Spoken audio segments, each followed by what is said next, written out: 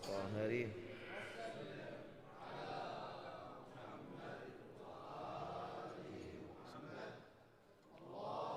اللهم صل وسلم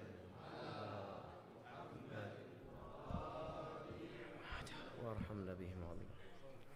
أصلي وسلم عليك يا رسول.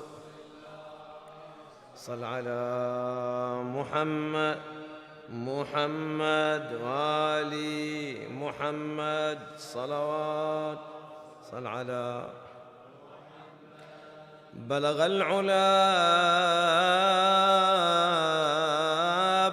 العلا بكماله،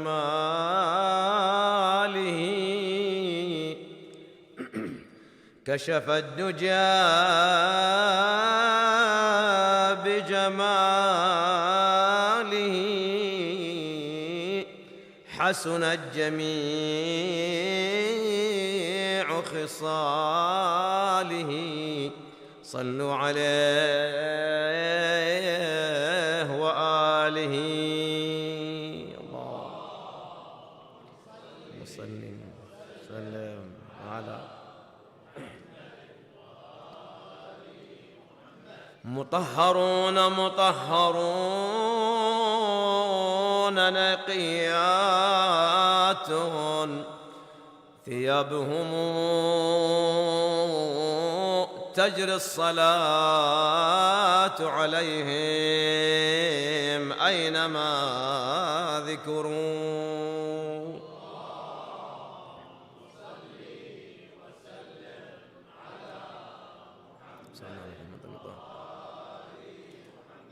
يا سامع الصوت صل على النبي، أول محمد وبن عم علي. يا سامع صل على أول محمد وبن عم. يفرح يا شيعي يغرد بالفرح، نبضات قلبي غنت وانشرح. هلت الأفراح وانزاح الترح، مبروك فاطم ومبروك آل علي. سامع أول هبطت ملايك من سابع سما، قالوا لطه هنوا لطه وهنوا لعلي، من أبو الحسنين وحماي الحما. هذا أمر الله والرحمن العلي. يا سامع الصوت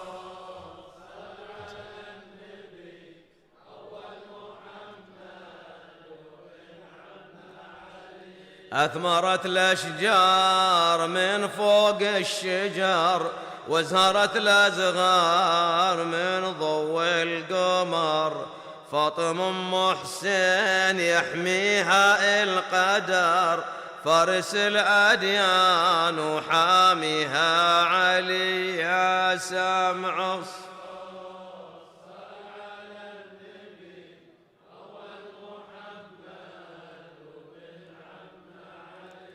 الرضا قلبه فايض بالسرور، والكون كله فوج فوح بالعطور. مبارك هالازواج على مر، مبارك هالميلاد على مر العصور. نسل أئمة طاهر من علي. عصر أول الرضا قلبه فايض بالسرور، والكون كله فوح بالعطور. مبروك هالمولد على مر العصور، نسل أئمة من طاهر وعلي. يا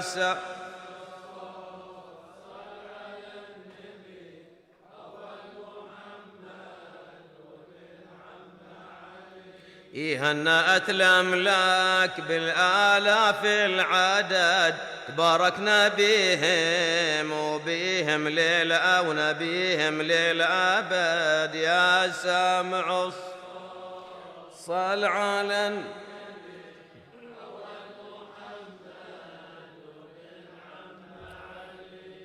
نزف واسم التهاني والتبريكات إلى مقام رسول الله صلى الله عليه وآله وسلم، وإلى مقام أمير المؤمنين الزهراء والأئمة الأطهار وصاحب العصر والزمان، أرواحنا له الفداء، بمولد الإمام الجواد عليه أفضل الصلاة والسلام.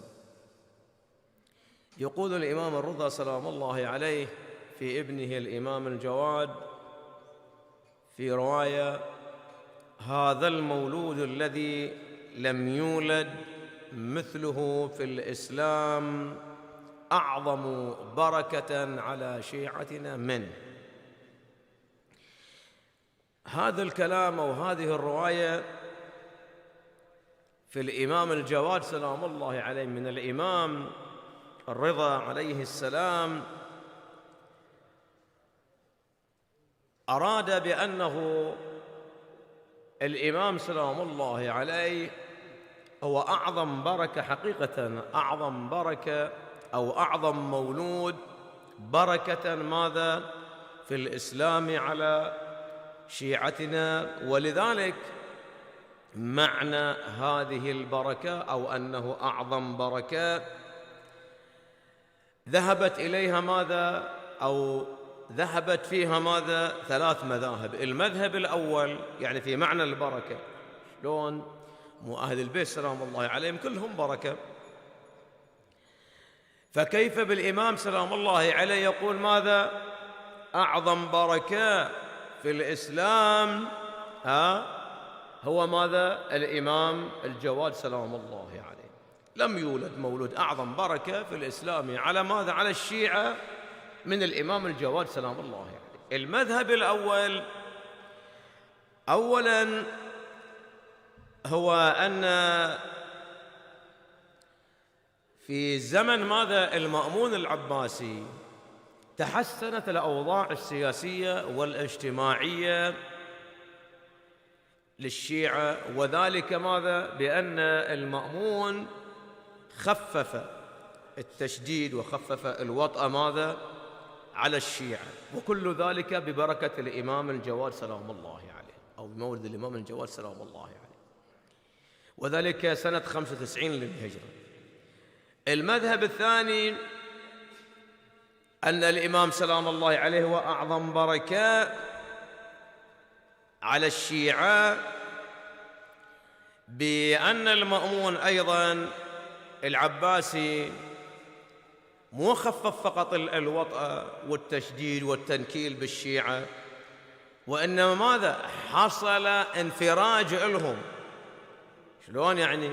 بأنه انشغل بحروبه، انشغل بالحرب التي ماذا الآن هو قابل عليها، وانشغل أيضا بتلك ماذا بتلك الانقلابات التي حصلت ماذا في ذلك الوقت، ولذلك أراد أن يكسب أيضا ماذا قلوب الشيعة حتى ماذا يساعدون ويناصرون أيضا على أعداء، ولذلك حصل هذا الانفراج لهم أو الفرج، وكل ذلك بمولد الإمام الجواد سلام الله عليه. المذهب الثالث ولعله هو الأصح بأن معنى الإمام سلام الله عليه أعظم بركة أو لم يولد في الإسلام مثله مولود أعظم بركة على الشيعة، بالسر في ذلك بأن الإمام سلام الله عليه تولى زمام وأمور ماذا أو زمام أمور الإمامة وهو في سن مبكر. كم كان عمر الإمام سلام الله عليه؟ 8 سنوات، وقيل 7 سنوات. إذن 7 سنوات الإمام سلام الله عليه تولى ماذا مقام الإمامة، هذا المقام العظيم، ولكن ماذا قام بهذا المقام وهذا المنصب على أكمل وجه. ولذلك يقول المؤرخون بأنه أول بادرة في تأريخ الإمامة أن يتولى الإمامة ماذا؟ غلام حدث السن، وهو في كم؟ في سنه الثامن، يعني ماذا؟ غلام بعد 8 سنوات ويتولى. هذا أول بادرة في تأريخ الإمامة، أول واحد تولى الإمام ماذا في هذا السن هو الإمام الجواد سلام الله عليه. ولكن هل برهن على ذلك؟ نعم برهن بأنه ماذا؟ قام بأعباء الإمامة على ماذا؟ أكمل وجه. ولذلك تعال ماذا؟ والفضل ما شهدت به ماذا؟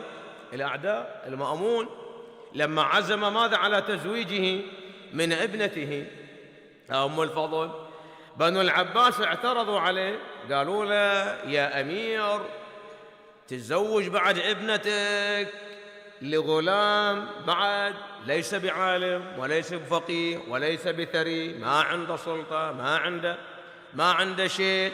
لو تزوجه مثلا لآخر عند هذه الأمور ممكن احنا ما نعترض عليك، ولكن هذا غلام وهذا ما عنده شيء أبدا. قال هذه الكلمة: إنه من أهل بيت هم أهل العلم. أنا ما زوجت ماذا إلا أنه ماذا؟ من أهل بيت هم أهل العلم سلام الله عليهم. ولذلك قال لهم: إذا أردتم أن امتحنوه اختبروه شوفوا. قالوا لا بد من ذلك. فالمأمون أيضا هما بذاته، هو بذاته أيضا أرسل إلى الفقهاء والعلماء ورجال الدولة أيضا من سياسيين وغيرهم أيضا، وجمعهم في مجلس واحد ووضع عليهم ماذا؟ نعم يحيى ابن أكثم، هذا هو قاضي القضاة كان آنذاك.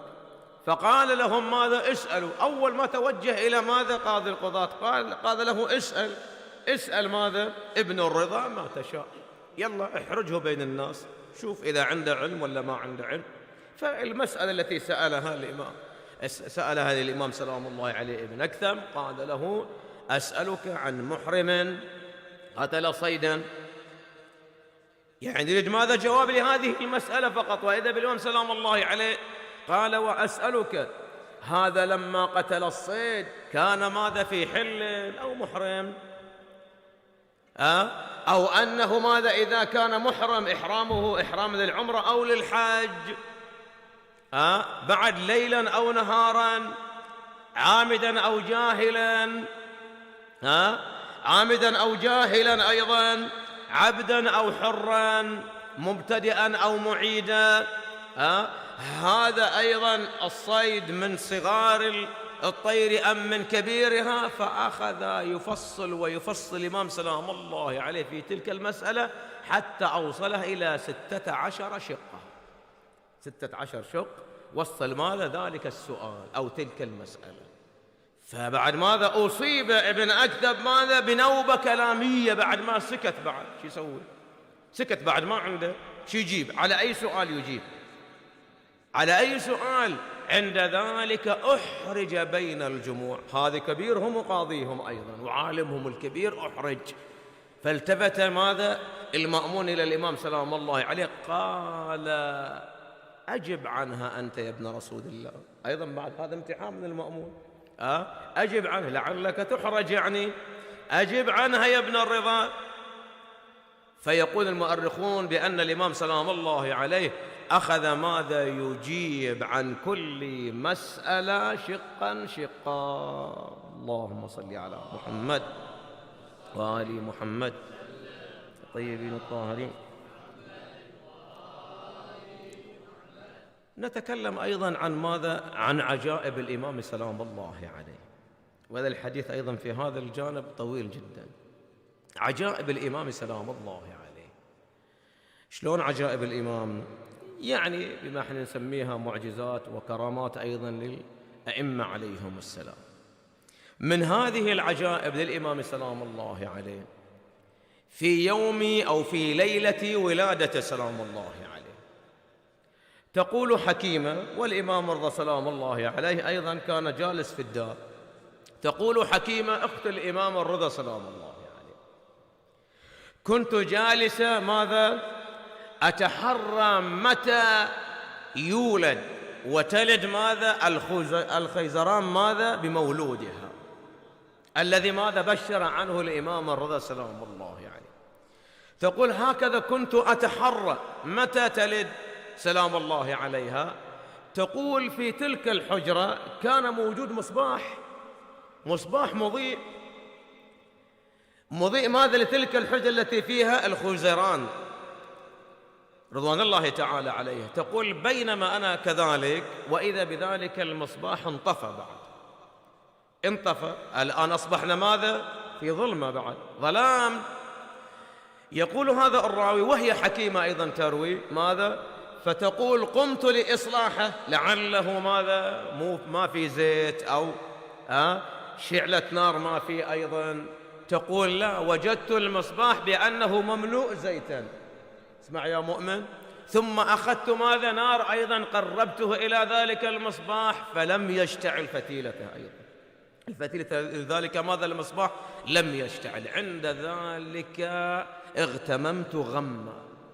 اغتممت ماذا غم. شلون من أجيب بعد أنا مصباح ثاني وهذا المصباح مو جاي ماذا فعلمت بأن في هذا الأمر أمرا، في هذا الشيء ماذا أمرا.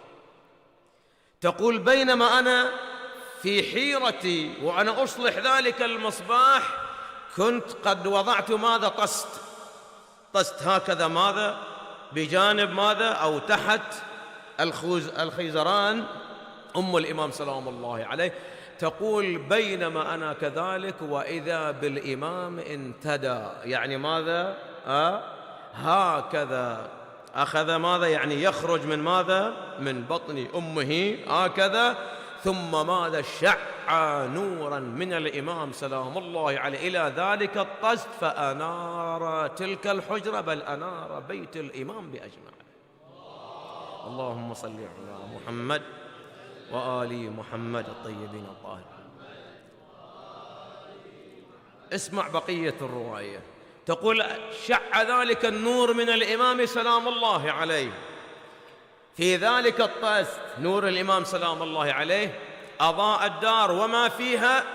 عند ذلك ماذا أقبل الإمام الرضا سلام الله عليه، يعني دخل الغرفة فأخبرته بذلك. نظرت إلى الإمام سلام الله عليه وإذا به ماذا قد وقع من بطن أمه سلام الله عليه، يعني ولدت به سلام الله عليه.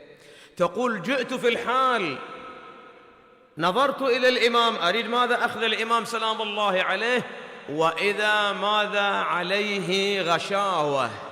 البعض ماذا يقول غشاوة ماذا البشيمة، لا أبدا. فرأيت عليه غشاوة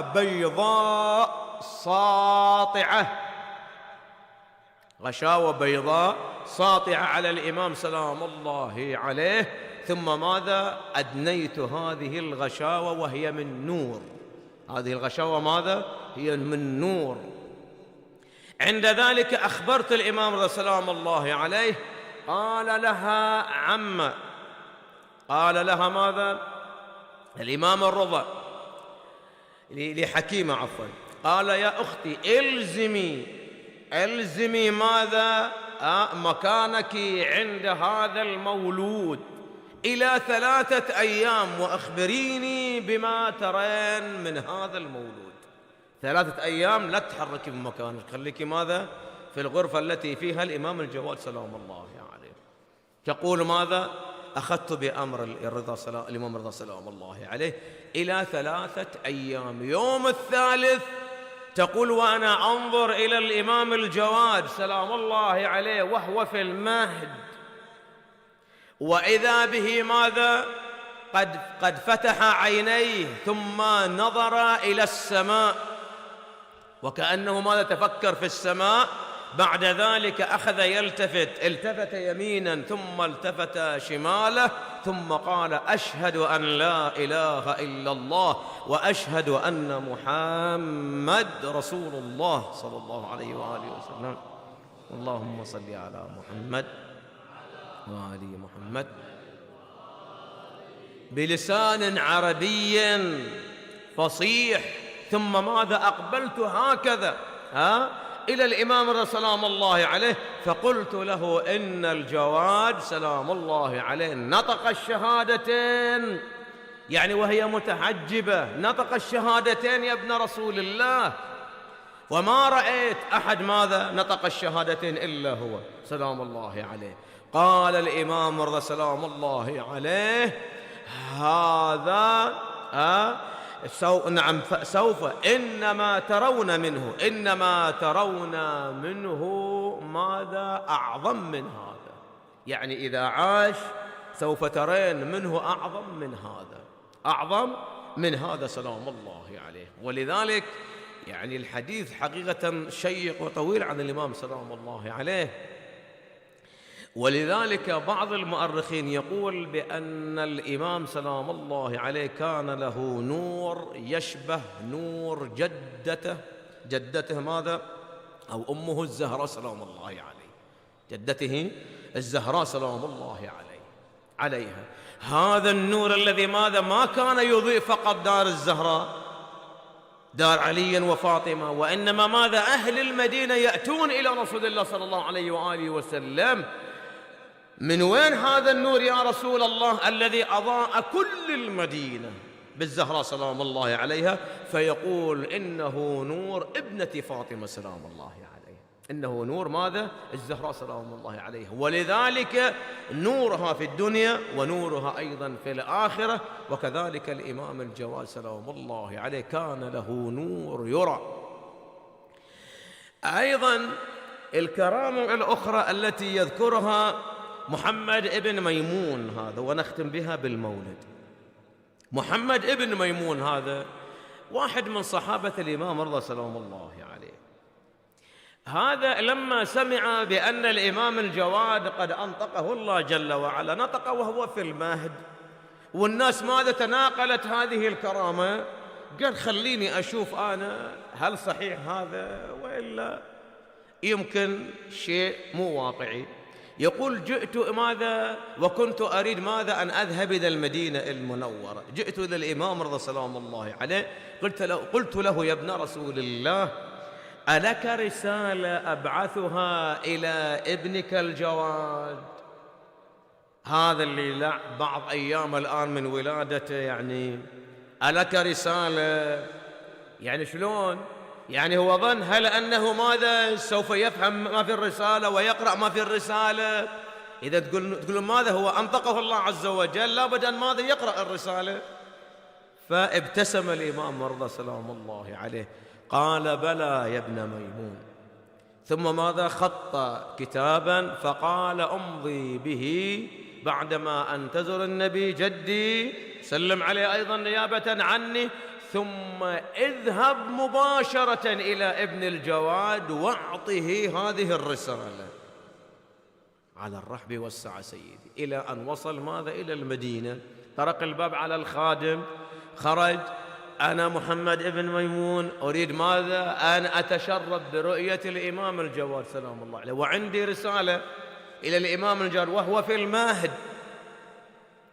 وهذا ليس بعجيب يا مؤمن أبدا على أهل البيت سلام الله عليهم. أنطق الله جل وعلا عيسى وهو ابن 3 ساعات: إني عبد الله آتاني الكتاب وجعلني نبي. ابن 3 ساعات يا مؤمن، وهو ليس بأفضل من الإمام الجواد سلام الله عليه وإن كان له الفضل.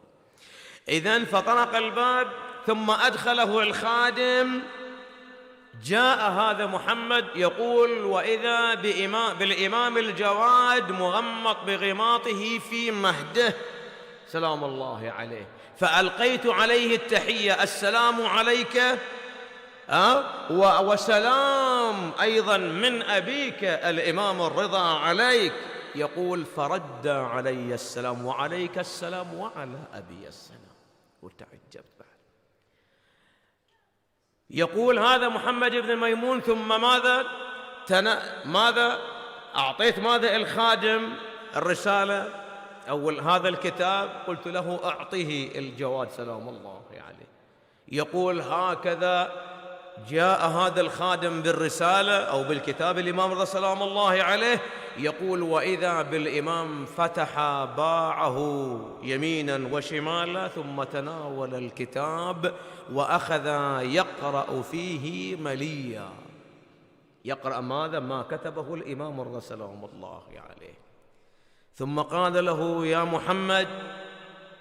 يا محمد اخبرني ما حال عينك؟ عينك شنو حالها؟ عينك هذه اللي تشكو منها شنو حالها؟ يقول: أنا انبهرت بعد. يقرأ الكتاب ويفرد يديه أيضا ويأخذ الكتاب أيضا ويقرأ ما فيه أيضا ويخبرني أيضا عن مرض ما أحد يدري. أنا ما قلت له بعد إنه مريض ولا شيء أبدا، وهذا توه ابن ماذا؟ ابن أيام طفل أو رضيع في المهد. فقلت له: سيدي ذهبت كذا وكذا يمين وشمال أطباء وكذا وأدوية لم يفل. قال: إذن ادنوا مني يا محمد، ادنوا. يقول: دنوت من الإمام سلام الله عليه فمسح بيده على عيني فردت سالما أرى منها. اللهم صل وسلم على محمد وآله. وعجائب أيضا كثير، ولكن الوقت بعد داهمنا.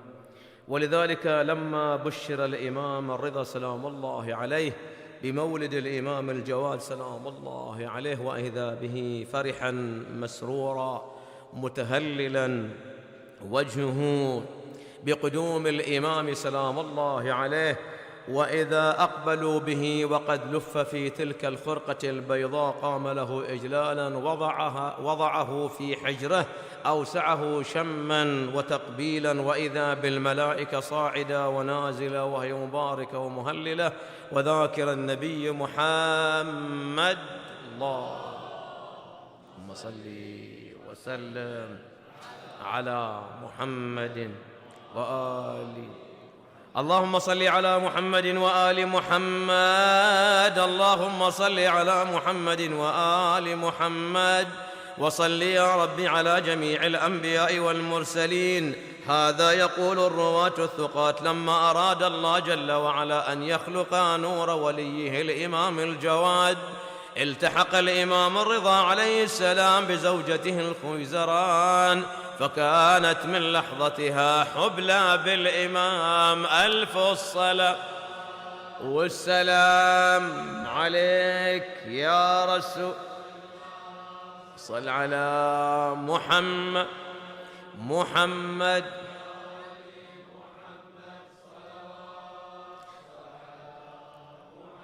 اللهم صل على محمد وآل محمد. هذا ولما استقرت نطفة في قرارها المكين ومضت عليها 4 أشهر أرسل الله إليها ملك عظيم القدر أن يكتب على عضده الأيمن: وتمت كلمة ربك صدقا وعدلا لا مبدلا لكلماته وهو السميع العليم.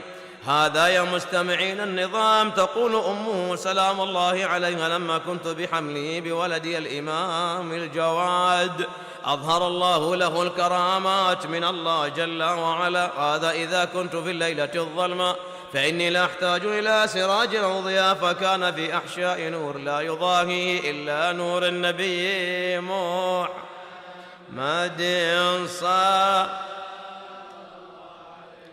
اللهم صل على محمد وآل محمد. تقول: لما كنت بولدي الإمام الجواد سلام الله عليه فلم أحس بألم أو وجع، بينما أنا كنت كذلك، وإذا بطير أبيض قد أنيط من كبد السماء فمسحا بجناحيه على ظهري وخاصرتي فذهبا ما بي من الأحزان. ألف الصلاة والسلام. اللهم صل على محمد. اللهم صل على محمد وعلى محمد الطيبين الطاهرين. اللهم صل على محمد.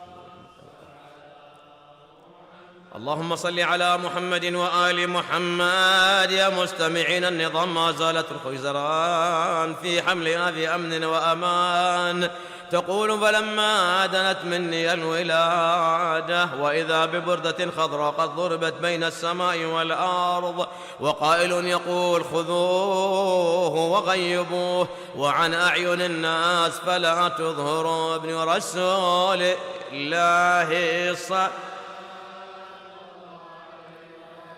اللهم صل على محمد وآل محمد. ما زالت في حملها وفي أمن وأمان حتى حان الحين من رب العالمين، وإذا بها وضعت بنور الإمام ألف الصلاة.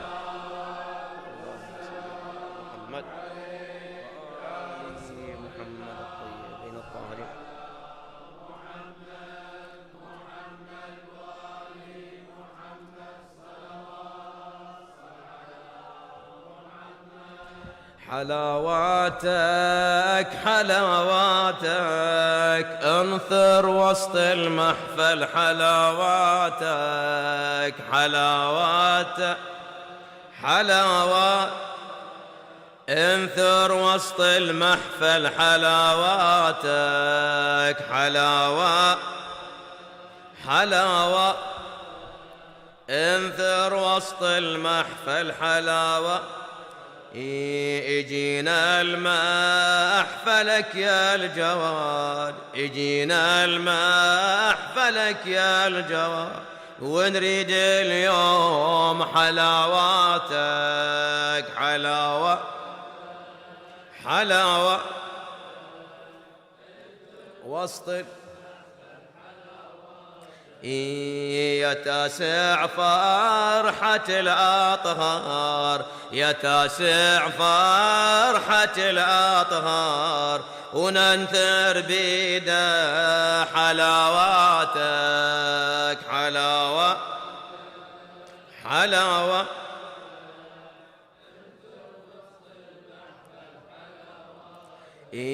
يا مهجة فاطمة الزهراء، يا مهجة فاطمة الزهراء، اجت تحمل حلاواتك حلاوة حلاوة.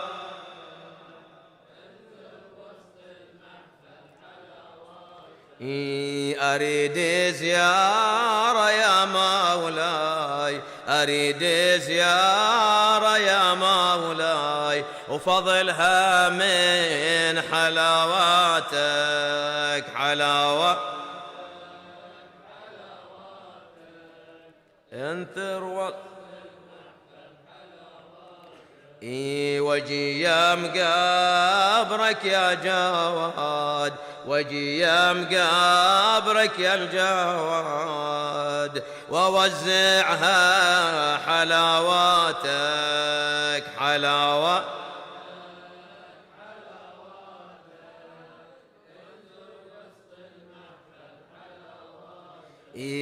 في حفلك نزلت الأملاك، في حفلك نزلت الأملاك، تجمع من حلاواتك حلاواتك حلاوة. انثر وسط المحفل. اللهم صل على محمد وآل محمد، ولا تدع لنا يا الله بحقهم ذنبا إلا غفرت، ولا هما إلا فرجت، ولا سوء إلا صرفت، ولا مريضا يا الله من مرضى المؤمنين والمؤمنات والحاضرين إلا شافيته وعافيت، ولا حاجة من حوائج الدنيا والآخرة فيها رضا ونفيها صلاح إلا قضيتها ويسرتها برحمتك يا أرحم الراحمين. قد جمعت الحاضرين فردا فردا من كل سوء، لا سيما المؤسسين، اللهم احفظهم في أنفسهم وذويهم، تقبل أعمالنا وأعمالهم بأحسن قبول، وإلى روح موتاهم موتاكم موتانا موتى المؤمنين والمؤمنات والشهداء والعلماء، يذي الجميع ثواب الفاتحة تسبقها صلوات. اللهم صل على محمد.